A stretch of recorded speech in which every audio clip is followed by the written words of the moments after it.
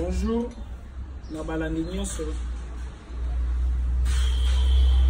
na ba chaîne ya YouTube Net Avatar Jean-Pierre Manzolo de officiel TV, Jean-Pierre Manzolo TV, Vérité TV.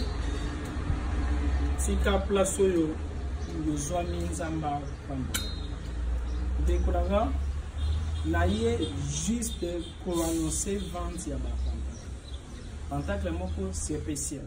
Mais il y a vanda na expliquer pentacle yezanini nako loba nano banini pentacle yo yezali disponible.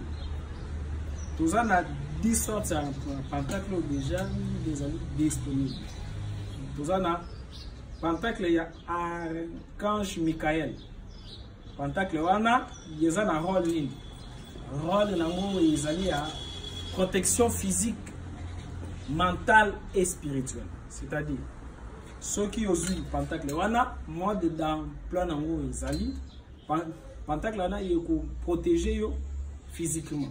Et exemple, yo matina mutuka ya accident salemi mutuka ziki yo mutu yo zalaki na pentacle na wana o ko se retrouver libanda ya mutuka topi yo sali accident yo ko se retrouver batu nyonso bazu choc mais yo ni incratini yo sala ka voyage na mal yo ko zala protéger toujours na même pentacle wana Michael. Ceux qui battent bailler pour na ba les menacer, ceux qui menacent wana bailler pour na ba les bomayo soit na le butu na ba bandi. Ceux qui ezali volonté ya nzambe te, ceux qui ezali volonté ya mutu batu wana bako vivre makambo nano ba mona te, bako ki soit bazo luko bazo mona yo te, soit bako ki bamoni molimo moko mutu moko ko abimi ya menacé. Wana pentacle ange Michael mode d'emploi nango yezali ndeko nanga vie ezaka moko esengeli kwa les protéger yango brillant ya vie ezalaka te pendant que yo sali mutu yelo côté yezana bato bazali kwa limisa lelo ba réunion pona ko koesa mutu na yo nase yango wana yesengeli kwa les protéger vie na ba dimension nyonso yango wana na le yelibino ba pentacle moko mystiquement chargé. Alors, les mêmes pentacle wana Michael, ils aussi dans protection spirituelle, c'est-à-dire même physiquement, spirituellement. Ceux qui ont zalango, ndokia yena butu pona ya fino kingo ye moko moto ba ko fini kingo na ange Michael. Ange Michael, premièrement, c'est un lito yeba. Pour natanga réalité présentation à pentacle il représente la balance de la justice. C'est le symbole de Saint Michel qui est l'ange du grand jugement dernier. Il est le témoin de nos actions, le peseur de nos âmes. Michael ou Michel, dont le nom hébraïque signifie qui est pareil à Dieu, combat perpétuellement Satan et protège l'homme loin de ses griffes.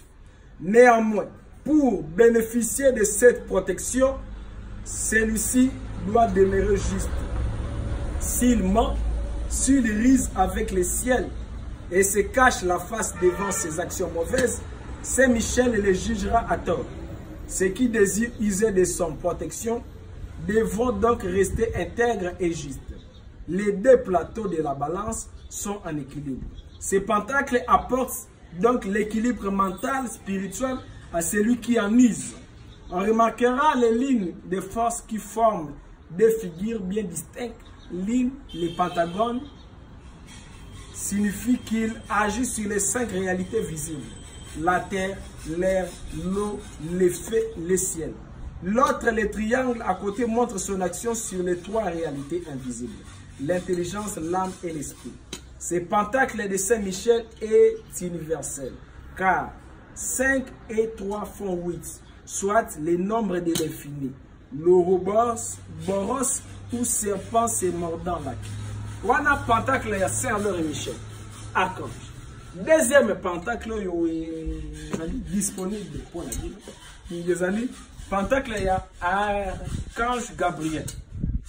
Il y a archange Gabriel, il y a Zali chef, il y a ange messager.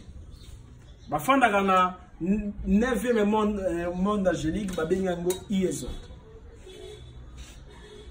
Bango batuba tindaka bango pona koya na ba vision, na ba prophétie, na ba message.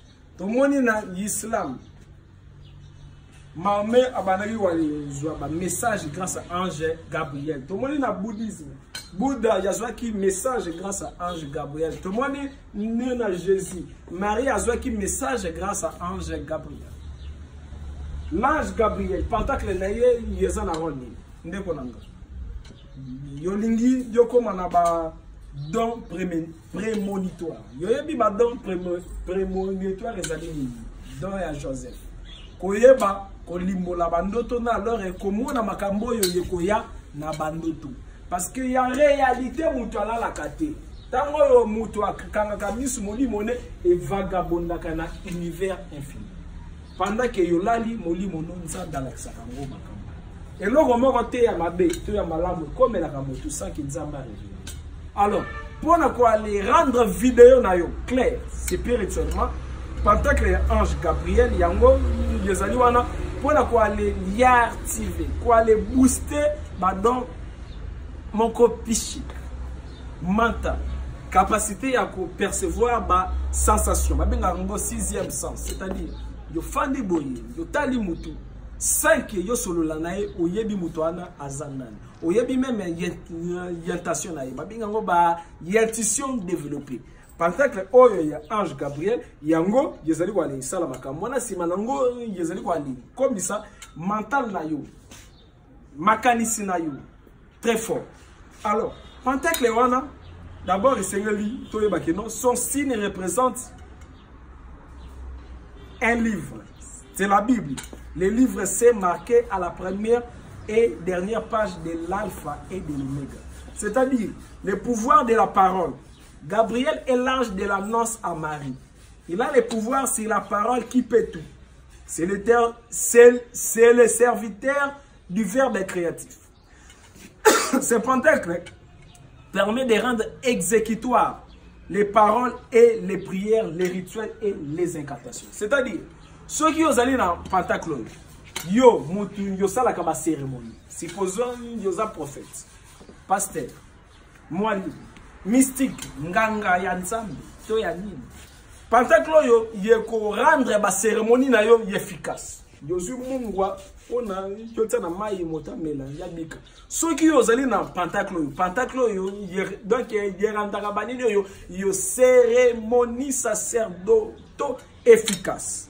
Et c'est très important pour nous soyo ya yebike ya na besoin ceux qui a simbi mai za na pouvoir ceux a simbi mungo simbi za na pouvoir ceux qui a lali amona kamakama mabengo pentacle ya archange Gabriel. Alors vous allez alors dans le troisième pentacle ya archange Ariel nekonanga moi la classe. Ndeko na ngai muto yo ale remarquer que non yo komi bali bossa na makambo pamba. Yo zaina besoin. Cerveau na yo za la booster. Mémoire na yo mata. Yo kanga kama makambo facilement. Yo reflet chisaka efficacement. Toza na pentacle ya archange Ariel. Ya archange Ariel kombo na ye na kisi feu de Dieu. Pentacle ya archange Ariel yezali pona développement spirituel, développement intellectuel, l'augmentation de la mémoire na ya concentration. Yo remarque kaka que non yozali lisusu na concentration te na makamba ba prière, concentration te na classe. Cerveau na yo komi ko remarquer yo komi na ba retard. Alors, pentacle oyo yeko yede pour la concentration. Si manango yeko matisa volonté na yo soit foi na yo. Alors, tozana pentacle oyo to bengi pentacle ya archange Raphaël. Pentacle, il y a Archange Raphaël, premièrement. Comme il y a Raphaël, il y a ici seulement la guérison de Dieu. Pentacle, il y a Badesna Poisson. Pentacle, il y a pour la purification, la guérison physique et psychique. Parce que dans le livre, il y a Esaïe. La Bible dit, Mato inanganzambe ye kangamite pona koyoka bino, misu nangaye zipa mite pona komona bino, kasi masumu na bino mutezali kosala bieko na bon. Pentacle ya ange Raphaël ezali pona ya activer purification na vie. Soki molimo no nzoto no yekomi purifier, bénédiction yekomi permanent. Yo si soki bénédiction yekomi permanent, santé yekomi acquis, c'est-à-dire yo quoi aller subir guérison. C'est un peu ça. Alors, toi les amis, les sous dans Pentacle, il y a archange Jéhoudiel. Le nom Jéhoudiel signifie louange de Dieu. Il est considéré comme l'ange des arts. Car la création artistique est une louange au Créateur. Ceux qui désirent suivre une voie spirituelle où l'art tiendra une place d'importance devront invoquer Jéhoudiel. Mais la création n'est seulement une œuvre d'artiste. C'est le travail de tout homme. Alors, Pentacle, il y a des mingi na ba méditation. Na ba donc bato yo bazali mingi na musala ya art. Yo zali musicien. Yo zali comédien. Yo zali sportif, c'est-à-dire yo pratique art martiaux. Yo zali dessinateur. On sala ka bike koba bani art plastique. Donc on a Pentacle yo yeko booster musala na yo.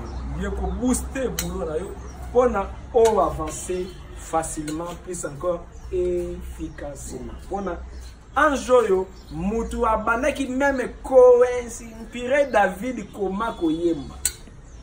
N'a passé.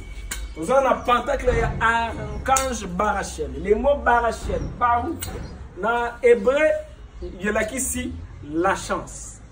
Baraka, alors, Barachel, yazali ange ya chance. Yolingi makamuno yazala prospérer. Tout yokosala Dieu avancé. Barachel azali comptable ya ba bénédiction. C'est-à-dire, tout en andam. Cet ange est alors pour nos bénédictions de Dieu. Il lui revient le droit de transmettre aux hommes les fruits divins qui permettent d'obtenir la chance. La barouche ou baraka. Dans la langue hébraïque, les mots bénédiction et chance se confondent. En effet, celui qui est béni de Dieu, Dieu est chanceux. Tout ce qu'il fait lui réussit. Alors, chance va provoquer kango. Chance ya ka par hasard. Voilà, Pentacle yango yo yeye pour avoir les provoquer chance. Mode d'emploi yesa. Alors, Pentacle yo yeko yede yo pona yo vivre chance na toute chose. Tozali susuna Pentacle ya archange Séaltiel. Le nom de Séaltiel signifie connaissance de Dieu. Car cet ange demeure dans les secrets divins. Il est le maître de la théologie. C'est lui qui connaît les raisons pour lesquelles Dieu a créé le monde et les êtres. Il a les réponses à toutes les questions. Batubami, tunayango, maître vata makambo ya zwakango wapi. Biso toalini tanga ba théologie toyoka ya moté. Et nalo banabino secret Pentacle ya Séaltiel. Le nom Séaltiel signifie connaissance de Dieu. Car cet ange demeure dans les secrets divins. Il est le maître de la théologie. C'est lui qui connaît les raisons pour lesquelles Dieu a créé le monde et les êtres. Il a la réponse à toutes les questions.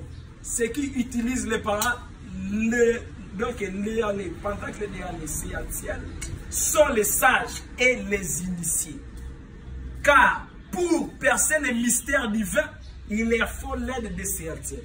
Son emblème est le chandelier à 7 branches, qui représente les 7 jours de la création.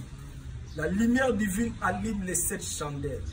Alors, oyo, Pentakoyo, il y a un rôle pour la connaissance supérieure. Il y a initié, puis alors quoi les résoudre toutes sortes, il y a pas de problème. Ndeko nanga yozali ministre, yozali père de famille, yo les ali mosala nzambe, yo yambaka bato. Pantaklo yeko fungolo intelligence na sagesse. Tokena pantakle mususu babenga ngo pantakle ya archange Mebaye. Cet ange est redoutable. Il est connu dans la Bible comme étant l'ange exterminateur.